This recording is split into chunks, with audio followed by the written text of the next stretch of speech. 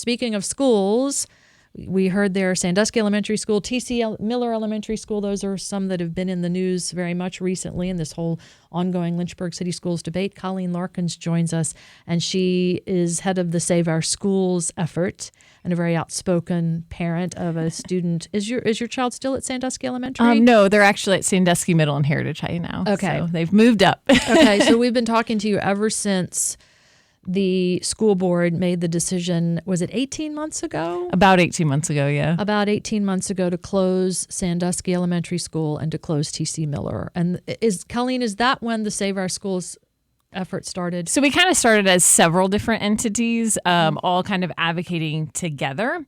And then this fall, we really had to sit down, and some people had moved out of state. Some people had gotten jobs in different cities, and decide how we were going to all do things together moving forward. And so we came up with a different mission than we originally had to include all of LCS, all the schools and all of our students.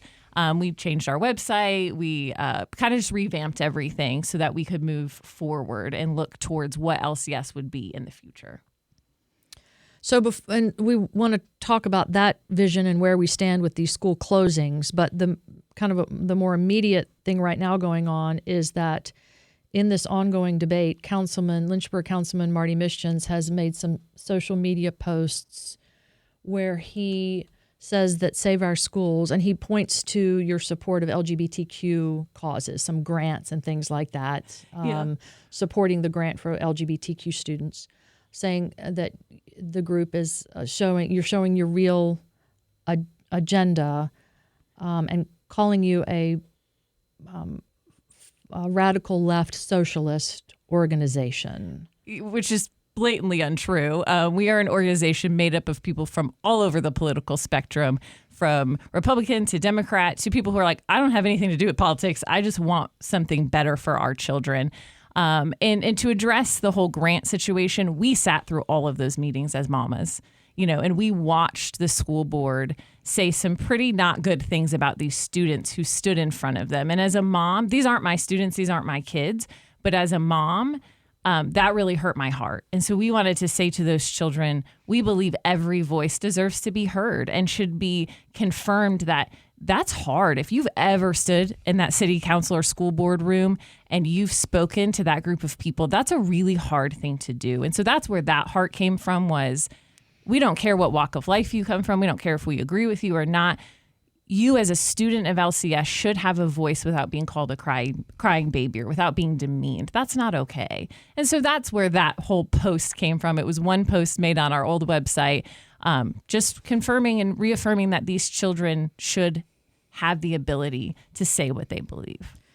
Now, a lot of this stems around school funding and how much City Council is going to contribute locally toward Lynchburg City Schools.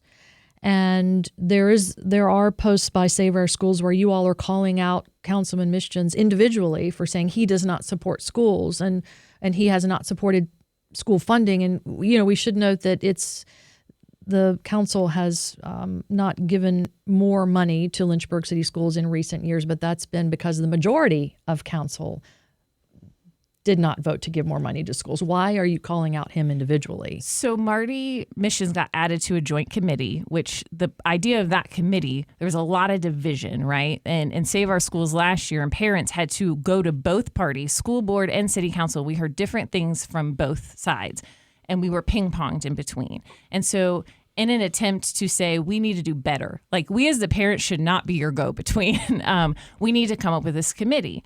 Well, it originally did not have Councilman Misjuns on it. It had Stephanie Reed, Chris Feraldi, and then a couple of school board members on it. Great. We wanted to move forward with that. When they added Marty Misjuns, we have a problem with that. And if you have watched any city council meetings at all, you can probably guess what our problem with that is. We need solutions and we need to move forward. We cannot afford to be infighting. We cannot afford to be creating chaos. Chaos has been going on for too long. Our schools and our students are too important. And so that was the main point of that, was to say we need someone different on this committee. Why do you need someone different? Why do I need? Yeah, I mean, for people who haven't been to the meetings or haven't seen them, explain to us what you mean. So oftentimes there is not a work together mentality. Marty Misjuns comes in and he argues, and he recently been calling point of order just to interrupt people. There's just a lot of chaos that follows him. And I don't know how to say it any differently than that. And there's no room for chaos here. And we need a group of people who work together. They might have different views. That's totally okay. But there has to be a working towards a solution. It cannot be a group of people that's going to sit there and argue and fight and record each other, because that's also what happened at the first joint meeting. It was chaos. And our kids deserve better than chaos. They do. Looking at this from the outside, my first thought would be you would oppose him not because of how he acts at city council meetings, but because of his attitude towards schools. That I think too. you have two council members who probably are much more amenable to not closing Sandusky than he is, probably more willing to spend money on schools than he is. I mean, doesn't it come down to essentially you just don't like the way that he votes? Well, he does vote. He did vote against keeping the schools open. That is a true statement.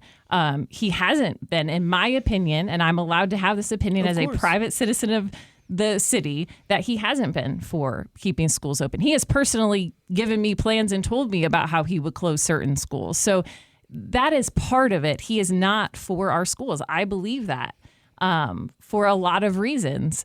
And I have sat or watched every city council meeting for the last 18 months, as have, Save Our Schools. And we need somebody who is going to really dig in and come up with solutions for our schools. And he's not that person.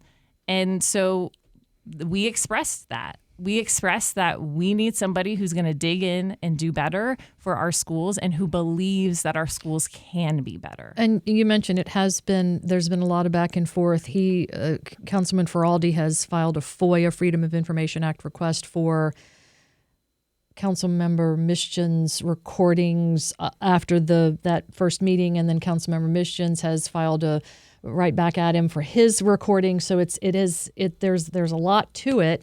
When you talk about finding solutions, what if the solution is closing some schools? Because Dr. Martin Day, others have said, and Councilman Feraldi has said, we might very well get back to that point where we're closing schools. Well, I think that right now we need to focus on what a strategic plan for Lynchburg City is.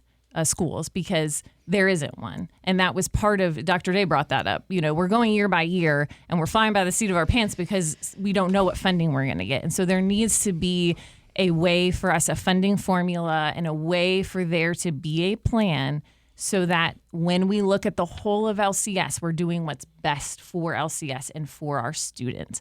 What happens in that, if there is a clear-cut plan and there is a way to show that this is going to be best for our students, then we can get behind that. But all of these one-off ideas, it doesn't fit into a bigger plan. And our kids need, and our parents need to know, where is our future? Where are we going with this? And know that it's going to be executed well. So that's part of all of this is the funding needs to be there. And right here and right now, what needs to happen is a $5.5 million funding increase in funding needs to happen so we can get those classroom teachers back that were lost last year, and we can get a new superintendent, and then we can start moving forward for planning and long term. But right now, in the here and now, that funding needs to come through, and we do need to be included in the capital improvement plan in a big way. Right now, though, council hasn't given any really an indication that it would support that extra $5.5 million. And Dr. Day, the school board vice chairman, told the school board the other night that the money's not included in the capital improvement plan for the schools, for the school building. So how do you respond to that? I think it's a shame that our kids continue to not be a priority. These buildings have been an issue for years. If you go walk through RS Payne, Dunbar, EC Glass, if EC Glass doesn't get its track fixed, our student athletes will not be able to use it next year. when we look at the capital improvement plan, there are beautification of downtown.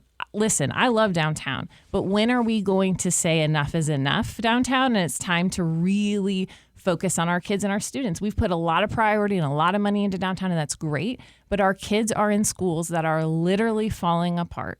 So when are we going to say our kids and our most vulnerable citizens are the most important members of our community, and we are going to do something about that? It shouldn't matter what the child's test score is.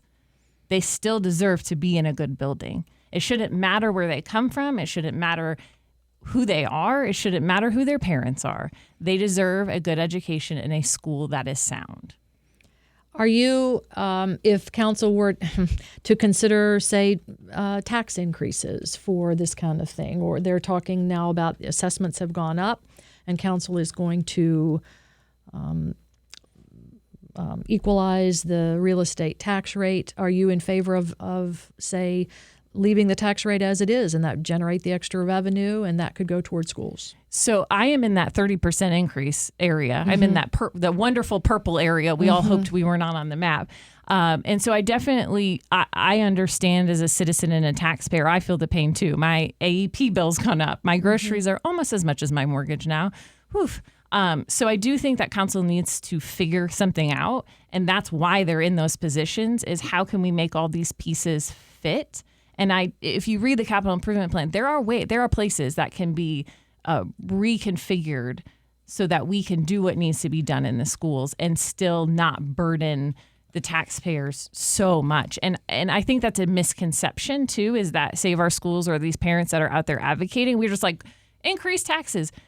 If you look at the map, most of us middle class people are going to end up with a 30% tax increase, who are also struggling to make it. So that's not what we're advocating, but we're saying you are in this position and you took this role. So let's dig in and figure this out. Mm-hmm. Well, and back to the CIP, to build a new Sandusky Elementary, which is what the school board kind of did a 180. They said instead of closing Sandusky, we want a new one, which would be $40 to $50 to $60 million.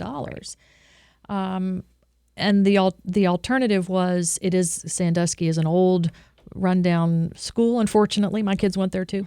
Let's close it and put those kids elsewhere in other nearby elementary schools, and problem solved. But that still could be on the table. Yeah. So one of the biggest issues that people don't want to talk about is all the affordable housing in Lynchburg is going on that Timberlake corridor.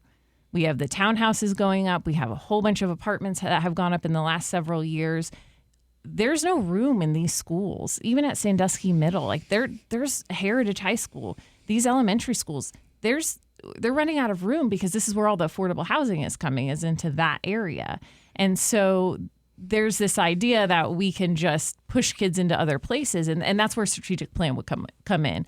Where is the development of the city going? We already know where, they're talking about putting a huge development at Wigington. Well, we know that. So what does that mean for students and for kids? And so that's the kind of strategic future vision that needs to be created for these schools, so right decisions can be made. But haven't we done that? Didn't we pay consultants to do studies of the buildings and consultants to pay to have studies of the zoning in Lynchburg? I mean, we've been paying people to do this for a while now. So I haven't seen they haven't done the zoning official. They did a first zoning thing, and they did the MGT thing. There were a lot of questions about whether that was correct information, but I think that's where being together as a city council and a school board in conjunction can say, okay, if we're planning to put 1,000 townhomes up here, here's all the developments we're looking at, what is that going to increase and what is that going to do? Because it is changing, and it has changed since MGT came along. So I think that's where that strategic plan needs to come in, and someone needs to come and have a vision, which is where a new superintendent would come. You're on that committee. We'll talk about that in a second. But back to this joint task force, and it has 3 council members and 3 school board members. And I guess the goal. This is the first time they've had something like this, and it's going to be very short term though. They're going to meet pretty regularly here, present a report at the end of April, and you have and Councilmember Misjuns says he wants to take whoever it is to court who is criticizing his stance on Lynchburg Public Schools, and you guys have called that intimidation. Yeah, so I'll be clear, it's me, and he knows it's me. So the idea that he doesn't know it's me is laughable. He texted me, and then posted my text online. So, yeah, it is intimidation to threaten. Not only did he threaten once, he threatened twice, and then he posted that we were socialist lying. I mean, you can go read the post, not to quote him on that. So it is intimidation because I have the freedom of speech as an individual citizen of Lynchburg, Virginia. I'm not backed by donors. I'm not a political figure. If he chooses to sue me for saying something, my opinion, that's going to cost my family money.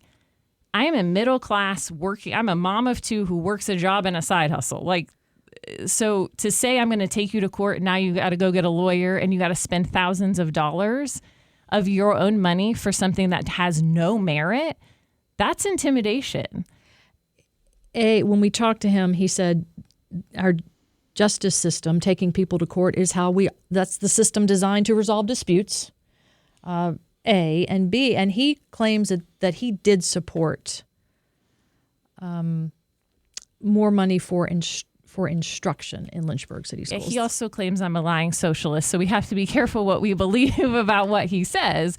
I don't agree with that. I don't agree with his opinion that he supports schools and classroom and all, but whatever. I don't agree with that. And I'm allowed to not agree with that. And so I guess my point to the Lynchburg citizens who are listening to this is we are protected under the First Amendment right to say and have disagreements.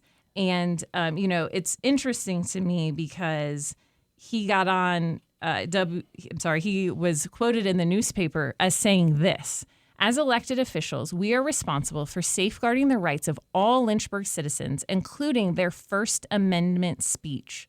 No one should face retaliation for exercising their right, as such action undermines constitutional value and exposes the city to potential legal risk. Marty should listen to Marty. Colleen Larkins is with Heads Up Save Our Schools. To be continued. I'm sure we'll talk to you again as all this plays out. Thanks for joining us. Thanks for having me.